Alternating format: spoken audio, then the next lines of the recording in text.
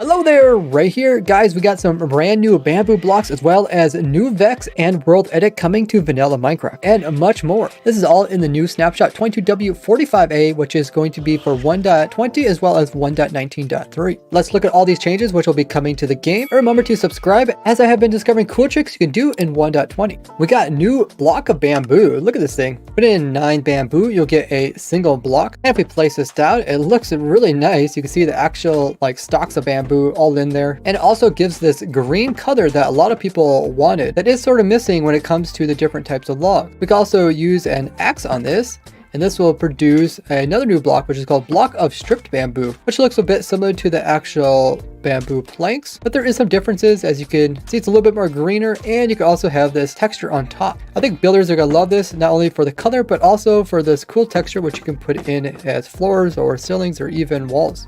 Now you can also use these blocks of bamboo and craft them down to planks, which will produce 2 of them. But it seems they removed the recipe to actually craft bamboo planks just by using bamboo. This might just be a bug, but we'll have to see.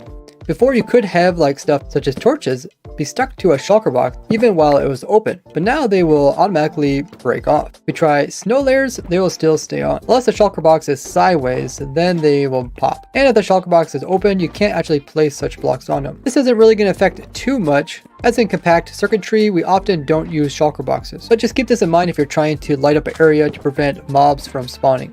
Besides that, they also did a bunch of changes to the creative menu. First off, they made a special tab just for the colored blocks. You can see all the wool, carpets, terracottas, concrete, the powders, the glaze, the glass, the paints, the shulkers, the beds. There is a lot of color stuff, so it made sense to put it all into a single tab. So now if we go into the building one, we can see we got all the wood and then all the variations and then the different types. It goes through all of them, including the new bamboo ones. And then it moves on to the stone types. Then we got the sands, and we got some nether ones and some other ones, and it finishes off with the copper ones. I really like that, where all the color stuff is separated and it's not so cluttered here now. Also at the bottom of the redstone tab, we no longer have the operator only item. They're added into a new operator tab. If you come into your controls, and then if you hit operator item tab, you turn that to on. And if now we open up the menu, we can see we got a new one right here which is called operator utilities. If we click that, this is where we have access to all those special blocks. One thing I complained about is they didn't have the structure block within the redstone creative items at the very bottom. And now they brought it in, which is amazing because I love using the structure block.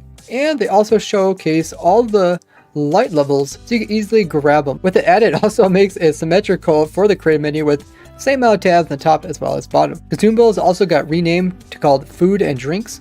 The crafting tab got renamed to ingredients. The natural blocks also got reordered, so it's more consistent between types from the top down to the bottom. And the eggs were a bit kind of strange, and it really didn't fit in either the block plants or the seeds, so they put them right between them. And you can find climbable blocks like the vines right before the 2 tall plants. In this tab, they also put the different cooked and raw variations side by side, so they're easier to find. They also have all the different types of suspicious stew here, with the actual names and potion effects shown when you highlight over them. The redstone block tab is also now less cluttered, as the redundant blocks like all the different doors aren't showing up here, just one, which is great because when you're doing redstone you just need one type, you don't really care what type it is. And they also made the really high important items at the very top, which is what I love because I just hate having to scroll down for something you use quite often. And within this tab, they placed in the actual ores in the same order they show up in the other tabs. XP orbs got moved out of the tools and utility tab and got placed inside the ingredients tab just before enchanted books.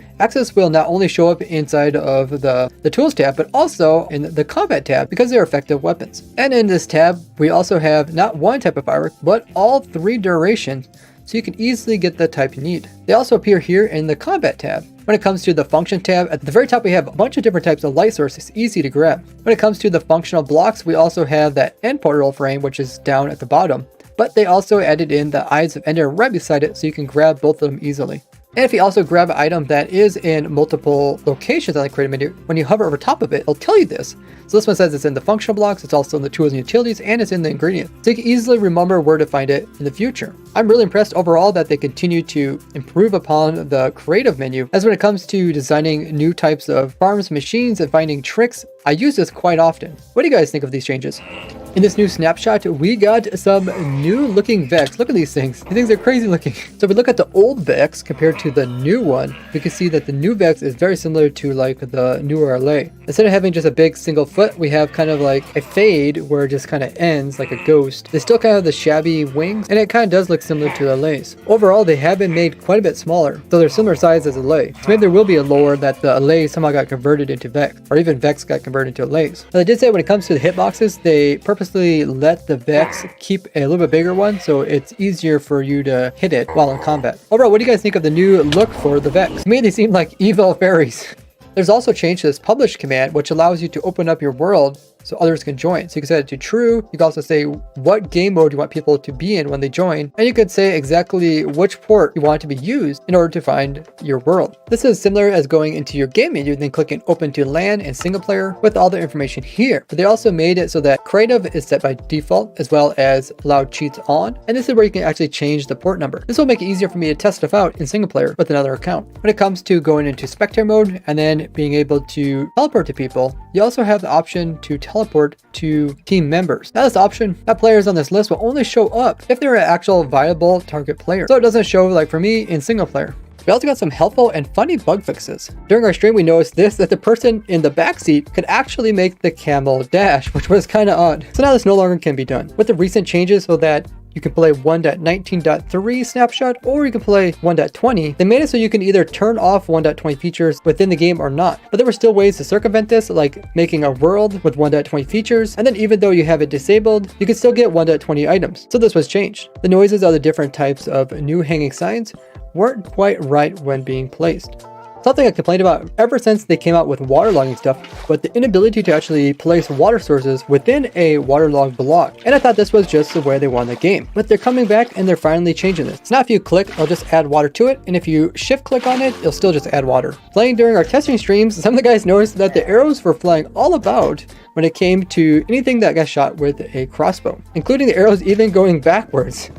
So now these things will work like normal. This same thing was also occurring with crossbows and fireworks, with them shooting every direction. On stream, one of the guys noticed that load compasses were really janky when it came to their enchanting overlay. Now it's back to normal. Before, if you died from TNT, it would just say you were blown up. But in recent snapshots, it would instead say you were killed by prime TNT, or whatever type of explosion it was. So now if you died to TNT, it will say you were blown up, but it can also say what you're blown up from, such as me lighting the TNT with a renamed flint and steel. And if you just use redstone to blow it up, they'll just use the old blew up message.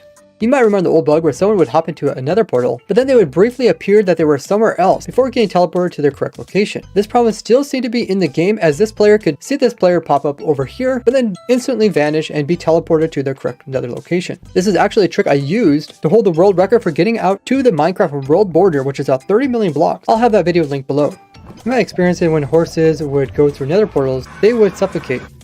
Now if you push a horse through a nether portal, you can see the horse will appear right in the center and not be just centered on a specific block, causing it to actually suffocate, which is great. Make transporting mobs into the nether and overworld much easier. When it comes to crafting up maps and making them zoom, the actual information on the map was not updating when you would zoom it, which now it will. There was a slight difference in the suffocation point, or where the eyes are at, or the piglin brute compared to the piglin and zombified piglin, and now it's consistent.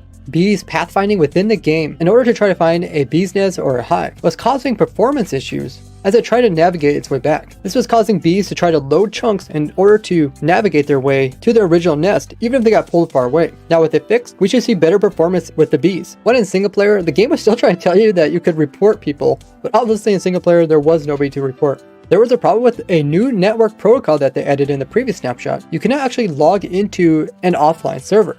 This message would pop up, and this actually happened to me as well. Invalid signature for profile public key. Try restarting your game. So now you should no longer see this message. It was possible to get crashed out of the game if you would bone meal fungus in the previous snapshot. It was found out that inside of the Minecraft preview, they're going to add in the ability to actually select different areas in your Minecraft world and move them around, all from within the game. Sort of like mods like World Edit. Now when it comes to types of tools like this for the Bedrock Edition, they are very limited. Where like in Java, people make mods to fill these niches. But it would be cool to see this sort of thing also come to the Java Edition. Sort of like how we got structure blocks, which can kind of do this, but they do take quite a bit of time to actually set up. This feature wouldn't be for survival, but for creative. If they did add this, would you guys actually use it? Come join my Twitch now, as I will be playing the new snapshot with you guys, the viewers. You can find the IP in my Discord, or check out more Minecraft news in this playlist here, or this one all about crazy glitches. We're so close to reaching my goal goal of 7,000 members on my Discord, so if you haven't joined my community over there, click the link down below. Thank you all for watching, I'll see you guys on Twitch. Bye bye!